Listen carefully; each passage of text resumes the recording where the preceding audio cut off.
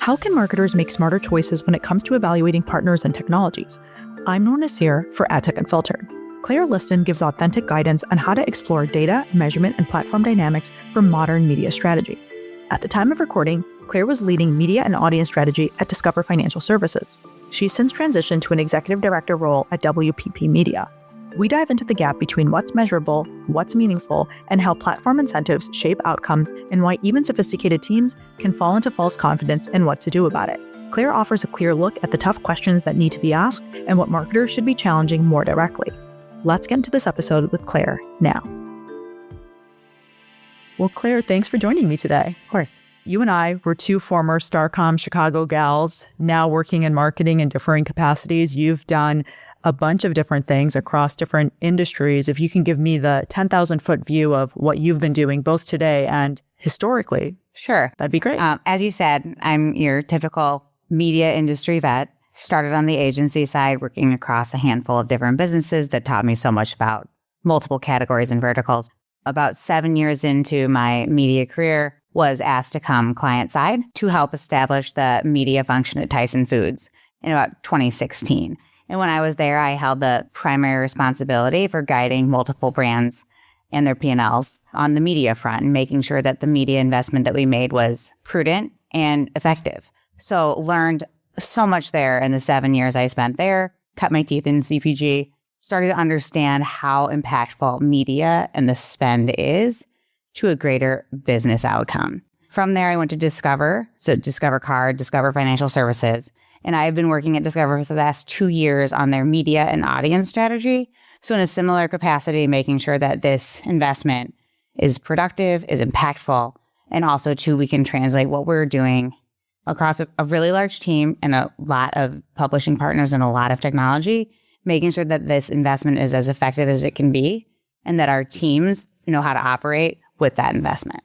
You just mentioned it a moment ago. Martech and Adtech are so centered around the marketer's responsibility today. So that's what we're really going to lean into for our conversation. Great. Is how do you find the partners that are worthy to be working with you? And, you're getting the most bang for your buck. So I'm going to kick things off with just understanding what your process is. When assessing new Adtech or Martech vendors, what's your mode of operation? How do you go about deciding who you're going to evaluate? And just tell me a little bit more about that.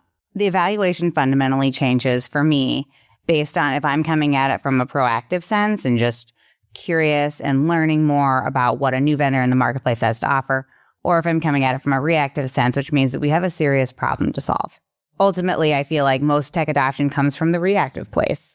If you know the problem you have to solve, you have to find the technology partner to help you solve it.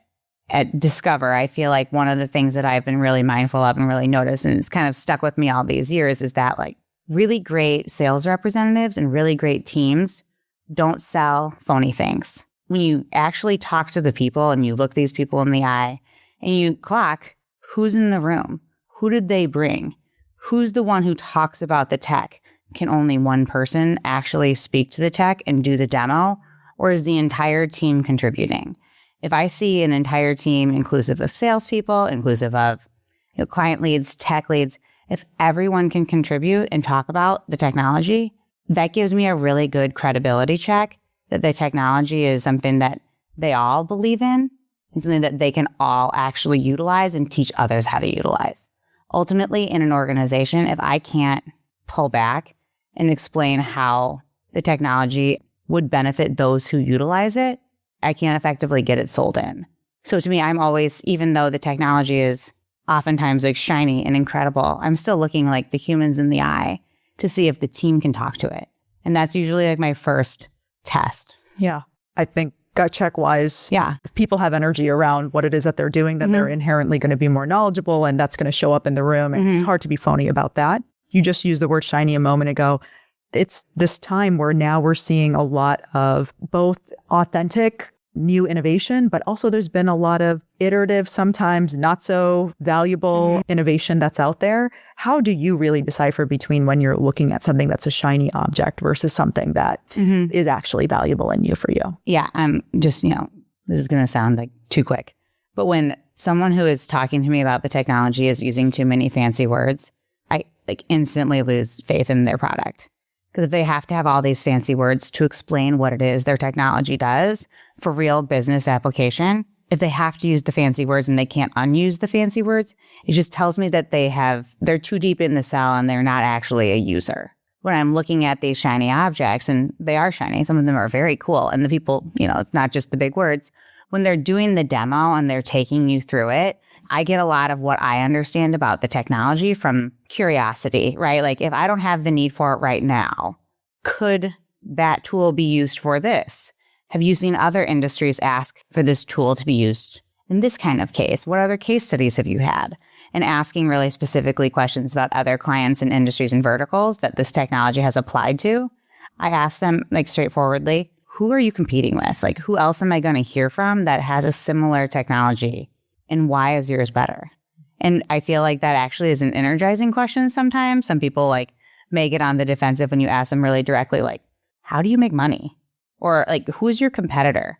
But it's that directness that I think helps people also to tell you what they really want to tell you. Yeah. And when I get those answers and the clarity from the team that I'm talking to, more often than not, I have a lot more faith in whatever we're going to go by. Yeah. I think the confidence with which you can say, we think these folks are direct competitors or they're even indirect competitors, but we know where we sit in the Lumascape, let's say, yes, then that is a powerful way to say you, again, are informed about your technology. And also the point that you made about just marketing terminology versus jargon, if it's not rooted in the foundations of marketing, which is the work that you actually do, then your time's being wasted.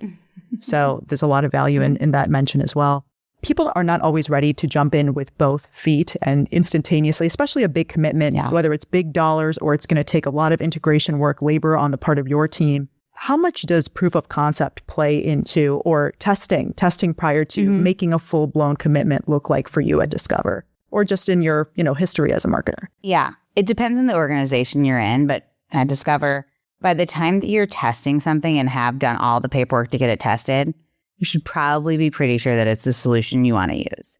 There's so much red tape to get through just to get a new partner live and compliance oriented and make sure that they've gone through all of the checks, that by the time you get to the pilot phase, I want to be able to make sure that this is a furthering product, and the pilot is really for the partner to make sure that they can prove themselves. But by the time I'm doing that, it's you're in. I think that in other organizations, when you're moving more quickly, making sure that you have input from every stakeholder as you start these pilots. So in this instance, we brought in a technology partner and my team was the first ones to use it, but we wanted to make sure that it was available for adoption across all of the other lines of business once it rolled out. In that process, for us to make sure that it was something that the other lines of business would use, what we learned and what we did well was we got their input early on what we were doing and we got their input often. Okay, so this is how we're using this. This is what this tool is doing on our campaigns. Is this how you foresee yourselves using it on your campaigns? And oftentimes the answer is yes, but sometimes the answer is well, actually, this would be a way that this tool could really help us. And so we make sure that we, in that proof of concept and in that pilot phase, we adjust how we're using the tool for this test case so we can answer the questions of the lines of business. Because when you're in a media center of excellence, you want to make sure that what you're doing is something that if you're selling it into the other lines of business is a unified solution, they can ultimately get the value that they need from it. Clearly an extensive vetting process, right? To your point, you're doing so much pre-work to get to the point where you're doing any type of testing, regardless of what happens moving forward. Is there ever a circumstance in which you see things being more turnkey, being able to be more nimble? What are the circumstances in which you are able to be more agile or move on something more quickly? Yeah. Number one, very much depends on your organization and how much different partners need to go through different departments and hoops and contracts before they're enabled. What I feel is was something that, the last time I worked with Basis, the swiftness with which the partner could get the output of the reporting stood up was what I found to be the most compelling part of the offering. Yes, getting the data in is extremely important, but no one cares as much at that phase about the data going in. It's the partners that can really quickly get to the output and then assess okay, this feels right. This one's kind of and really work backwards from what the results and what you need to see to make decisions will be. Because at the end of the day, if it's in the dashboard, if it's in the technology and the interface that people are using, if that's where the answers lie, If people don't understand how to glean answers from that technology or that platform, it will not be utilized and therefore will not be valuable. So I really feel like that to me is a real test, is how quickly can a team that knows very little about tech and maybe isn't used to being hands-on keyboard, how quickly can their questions be answered from the output of this machine? Some telling signs there for sure. So let's shift over into talking about something every marketer is concerned about, return on investment. I do think so much of what we've already discussed, there is a inherent ROI concern, but how do you consider ROI when you are doing analysis of any of these Adtech or martech partners? It's tough, right? Because every organization has a different appetite for what they're willing to spend on data, what they're willing to spend on technology, and how much of their working investment should be funding that. As I think about onboarding new partners and thinking about different technology implementation, one of the first questions I think about and ask is like, who is going to be paying for this and how will we be paying for it? What's the cost model that the partner provides?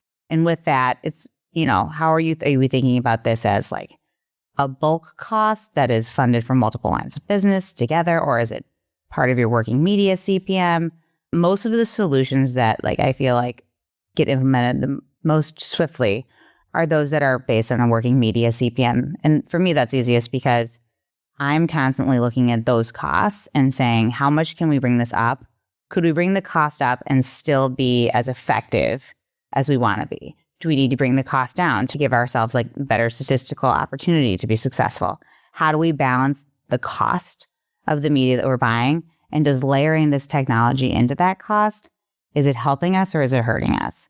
And if based on proof of concept, based on pilot, if number one, if there's space in your working CPM to add technology, oftentimes that is for me, a leading opportunity. I'm okay, we're already clearing at really low prices. I think that we can add another $1, still be in marketplace benchmark, and this technology will pay for itself.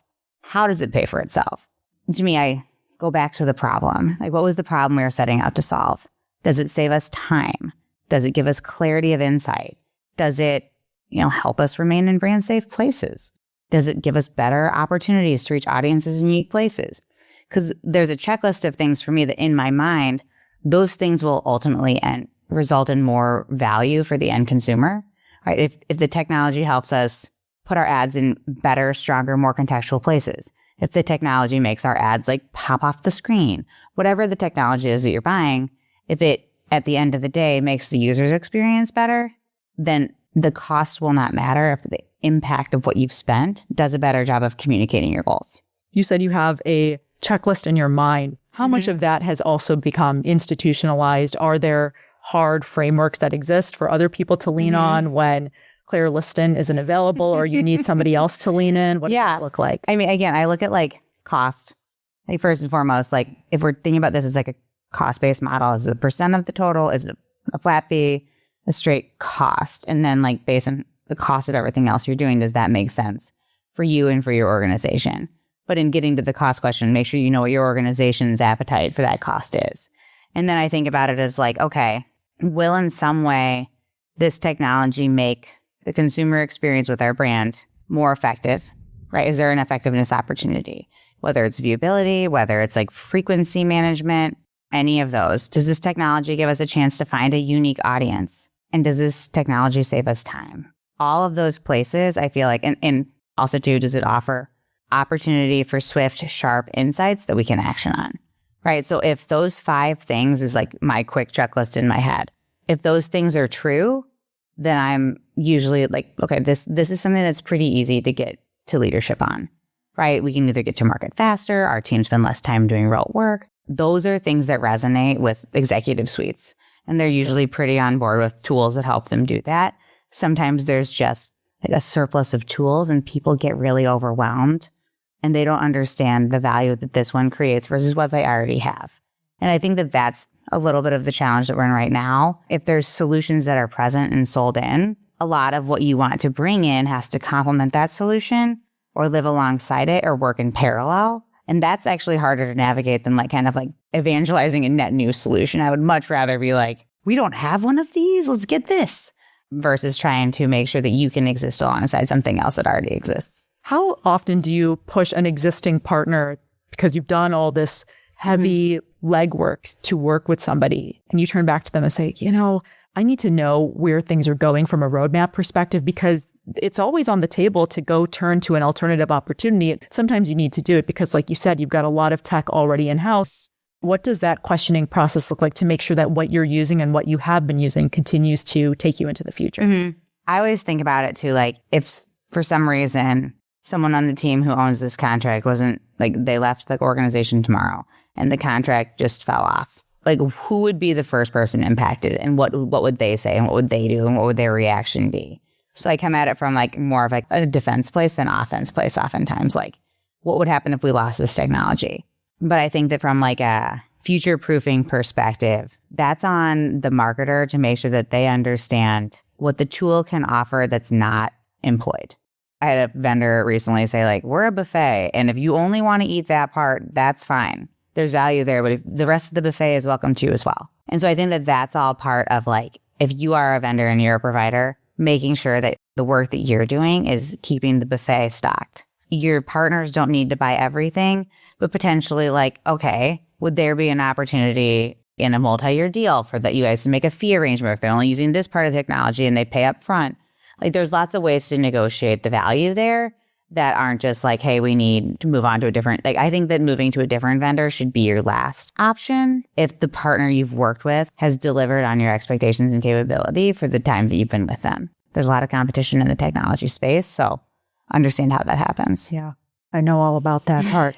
I'll ask just one or two other questions about the future of Adtech and martech. I know you try to keep a pulse on what's new and what's next to the extent that you can relative to everything else you have to do at Discover. Are there categories of tools that you expect you're going to need to be adopting as we move into the next couple of years of the future? What do you mean by categories of tools? Are there areas of, let's say, we have done away with cookies in many ways. So is there more responsibility to look into a variety of first-party data tools that you aren't currently using? A lot of people have said historically, well, our house isn't clean as far as making sure our first-party data is ready. And I know you work in the financial services space. I mean, you've got a lot of first-party data. So I don't imagine that you're in a really troubling place from a first-party data standpoint, but some advertisers or marketers would be. Yeah. And I think there's some other categorical spaces similar to that, but that's the example. Yeah, I mean, we are first-party data rich, but oftentimes it's very hard to really lean into your first-party data in regulated categories because that's where people feel like it's very creepy, right? So a lot of our approaches and what we had to really push our teams to think about was, is there third-party and second-party data out there that's just as effective and just as impactful as what we would do with our first-party?